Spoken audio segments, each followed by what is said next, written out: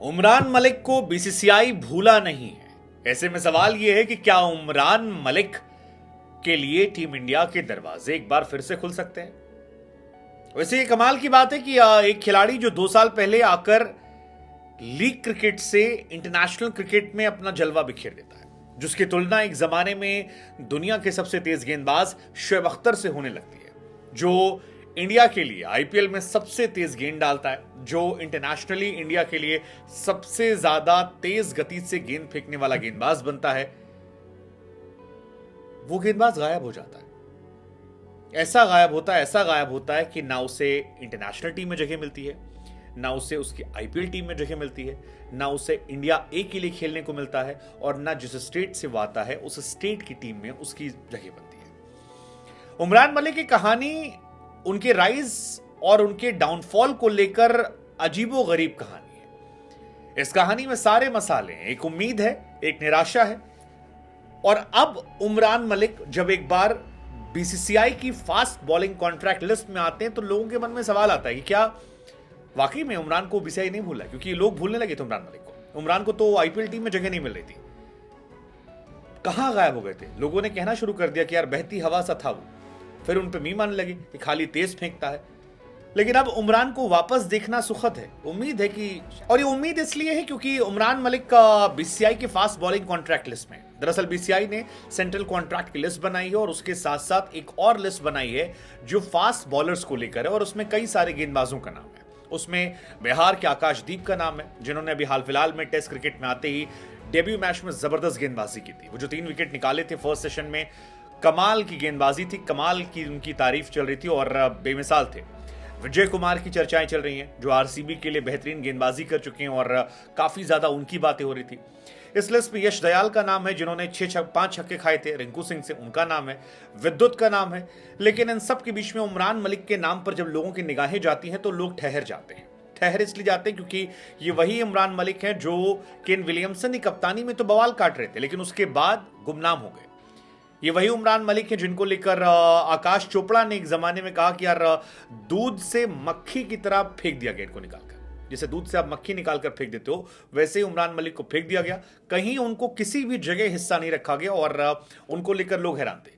ये वही उमरान मलिक है जिनको लेकर ब्रेटली ने एक टाइम पे कहा था कि यार किस तरह से आपके पास फेरारी है, लेकिन उसके बावजूद उस फेरारी को आप ड्राइव करना नहीं चाहते हैं, आप चाहते हैं कि आप उसे गैरेज में रखें। बहुत सारे लोगों ने बहुत सारी चीजें कही थी और उसी के बाद उमरान मलिक को लेकर सवाल थे कि यार क्या हो गया उनके साथ ऐसा जो सडनली वो। वैसे आपको जानकर हैरानी होगी कि इंडिया के जो फास्टेस्ट बॉलर हैं, मतलब जो सबसे ज्यादा तेज गेंद फेंकने वाले बॉलर हैं, उसमें इंडिया के लिए उमरान मलिक का नाम है। 155 किलोमीटर प्रति घंटा की रफ्तार से इस जम्मू कश्मीर एक्सप्रेस ने गेंदबाजी की थी 2022 में श्रीलंका के सामने, 155 किलोमीटर। जवागल श्रीनाथ ने एक जमाने में किया था 1999 में 154। इरफान पठान 2007 में उनकी स्पीड 153 थी। मेरे लिए बड़ा शॉकिंग है कि इरफान पठान ने इतनी तेज गेंद फेंकी थी। मोहम्मद शमी 153 हाईएस्ट उनका रहा है 2014 ऑस्ट्रेलिया के सामने। बुमराह 2018 में ऑस्ट्रेलिया के सामने 153 किलोमीटर।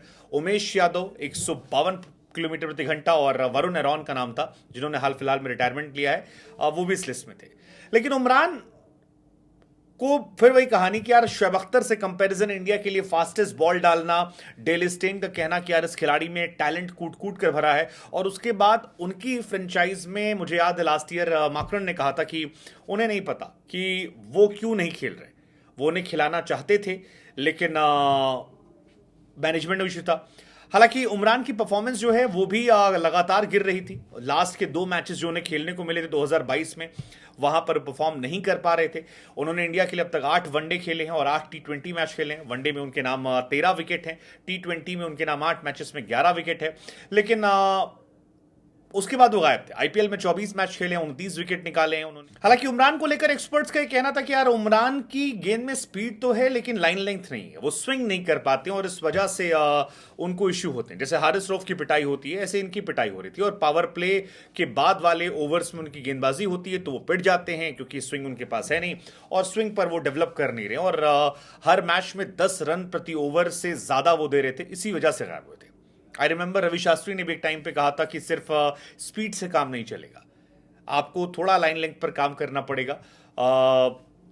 आरपी सिंह ने भी कहा था कि अगर वो डेल स्टेन को फॉलो करते हैं तो उन्हें समझना होगा कि डेल स्टेन सिर्फ स्पीड वाले बॉलर नहीं थे, उनकी बॉल में लाइन लेंथ जबरदस्त तरीके की थी और इसी वजह से वो इतने पॉपुलर थे और इतने ज्यादा खतरनाक थे। जम्मू के गुज्जर नगर से ताल्लुक है इमरान मलिक का और जबरदस्त प्लेयर रहे हैं, काफी लोग उनसे उम्मीद जताते हैं। लेट्स जस्ट होप कि वो वापसी करें, क्योंकि लास्ट टाइम जब वो इंडिया के लिए खेले थे वेस्ट इंडीज के सामने तो 2 मैच खेले थे उन्होंने और 2 मैच में उन्हें एक भी विकेट नहीं मिला था और इसी वजह से फिर वो इंडियन टीम का कभी हिस्सा नहीं बन पाए, तब से बाहर रहे। बुरा उनका समय चलता रहा, लेकिन अब एनुअल कॉन्ट्रैक्ट में जब उनका नाम निकल कर आया तो मुझे बड़ी खुशी हुई देखकर कि आपके पास एक टैलेंट था, उसे आप थोड़ा सा चाहते हैं कि अच्छा करें, फर्निश करें और लेट्स जस्ट होप कि उन पर थोड़ा काम किया जाए, क्योंकि उनके पास उम्र है, थोड़ा सा लाइन लेंथ पे अगर काम हो गया तो जिस गति उनके पास है वो इंडिया में किसी और बॉलर के पास नहीं।